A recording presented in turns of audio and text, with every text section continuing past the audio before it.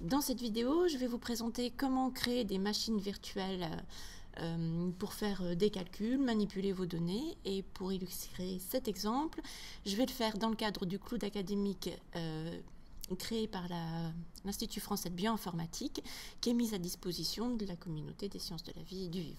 Donc un cloud computing, c'est un espace dans lequel vous allez pouvoir créer vos propres machines virtuelles à partir de différentes prototypes qui sont mis à disposition en fonction de l'outil de gestion qui a été choisi par les administrateurs. Vous allez pouvoir choisir les différentes ressources matérielles qui sont les CPU, le nombre de CPU, la RAM. Vous allez pouvoir aussi lui ajouter un disque virtuel pour stocker les données. Et éventuellement, dans des cas spécifiques pour les gros volumes de données, vous pouvez aussi créer des clusters. Donc avec plusieurs machines virtuelles. Vous avez différents types de machines virtuelles qui peuvent vous être proposées. Soit des machines virtuelles de base où vous avez juste un OS simple. Soit vous avez des machines virtuelles qui sont préconfigurées, que j'appellerai ici des appliances, qui vont vous proposer des outils qui sont déjà installés et prêts à l'emploi. Que ce soit, par exemple, un serveur Apache ou un outil plus dédié à l'analyse biologique comme une instance de Galaxy. Certaines machines virtuelles, certains clouds peuvent vous donner aussi accès à différentes ressources ou à des banques de données. Dans l'exemple que l'on peut voir, il y aura Biomage. Alors, dans l'exemple que nous allons voir, pour créer une machine virtuelle, il faut deux choses. Se créer un compte sur le cloud. Et puis, dans quelques cas particuliers, dans l'exemple qu'on va voir, il faut avoir une clé SSH pour pouvoir se connecter aux machines. Donc, enregistrer sa clé publique. Attention à bien utiliser la clé publique et non la clé privée, qui va être sauvegardée sur votre machine. Maintenant, on va passer à la partie démonstration sur comment travailler sur le cloud dans le cadre de celui de l'IFB.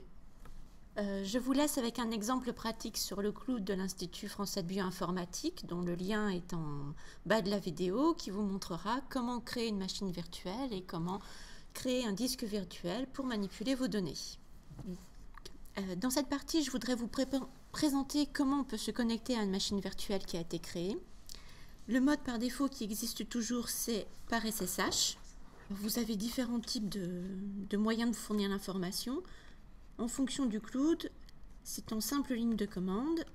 Vous lui donnez le port sur lequel vous connectez. Ensuite, votre identifiant.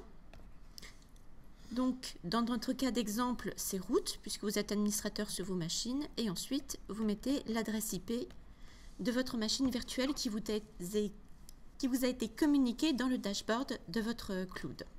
Donc, simplement en tapant dans un terminal cette ligne de commande, vous allez pouvoir avoir accès à votre machine virtuelle comme si vous étiez dans votre machine en local et faire créer des dossiers, donc lister les dossiers qui existent, créer des dossiers. Et comme vous êtes root, vous allez pouvoir aussi installer de nouveaux outils, faire des mises à jour, installer différents services dont vous avez besoin pour le travail que vous voulez faire ou simplement l'utiliser à partir de ce qui vous est proposé. Donc pour une connexion en mode SSH, il faut un peu maîtriser ou connaître la ligne de commande. Vous avez d'autres moyens qui vous sont proposés, qui est plus en fonction des outils qui sont déjà à votre disposition sur les machines virtuelles. Donc par exemple l'HTTP, comme présenté dans la vidéo dont le lien est ci-dessous, pour vous connecter à différents outils. Donc là on a un exemple de l'instance de Galaxy, mais à différents outils comme à des serveurs Apache ou autres en fonction de ce qui est installé ou de ce que vous-même aurez installé. Sachant que quand vous voulez vous connecter sur le cloud, il faut bien voir quels sont les ports qui sont ouverts. Dans l'exemple qui vous est proposé ici, c'est uniquement le port 80 qui est ouvert. À regarder dans le cloud quels sont les ports qui vous sont mis à disposition. Donc ça, c'est un mode très classique à utiliser pour les applications web. Le dernier cas un peu plus particulier, c'est l'utilisation d'un bureau virtuel qui est détaillé dans une prochaine vidéo traitant des bureaux virtuels sur le cloud.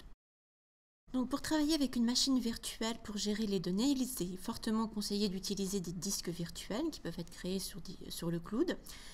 Donc la création d'un disque, comme c'est présenté dans la vidéo en annexe, il faut juste spécifier la taille dont vous avez besoin. Avec les machines virtuelles, on ne peut pas les monter à chaud, donc il faut bien réfléchir à la taille dont vous avez besoin. Une fois que votre disque est monté, il faut voir quels sont les différents moyens dont vous avez d'interagir avec lui. Comme pour une machine virtuelle, vous avez le classique connexion en SSH.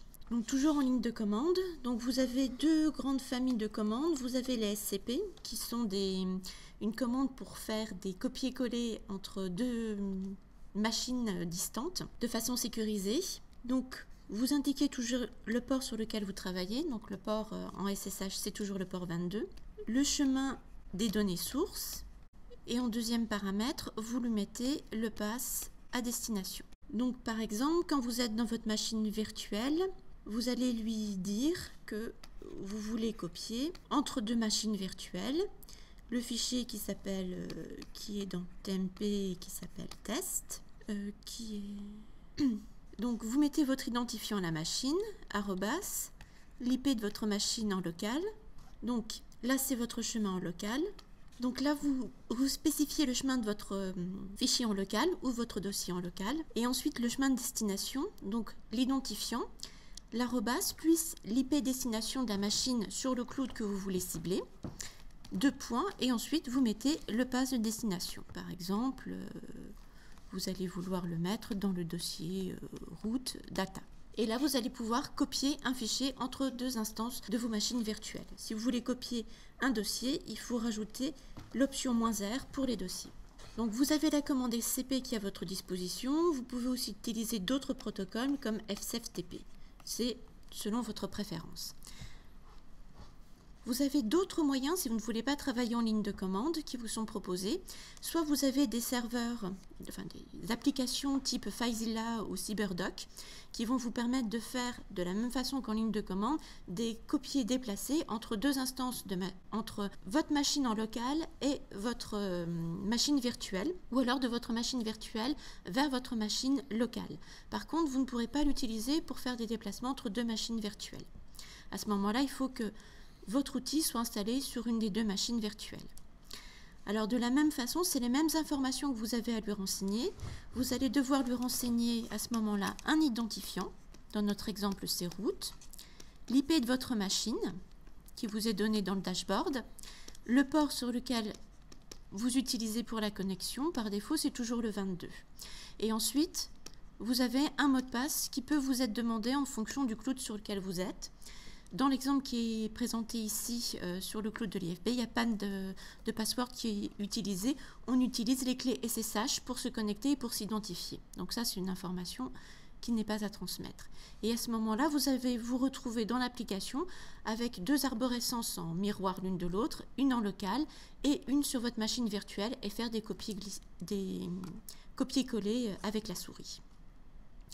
Le dernier exemple qu'on peut vous présenter, qui est un cas là, plus spécifique, qui est en fonction des outils qui sont à votre disposition sur votre machine, par exemple sur des instances de Galaxy ou sur d'autres outils qui vont intégrer dans leur fonctionnalité la possibilité de récupérer des fichiers en local.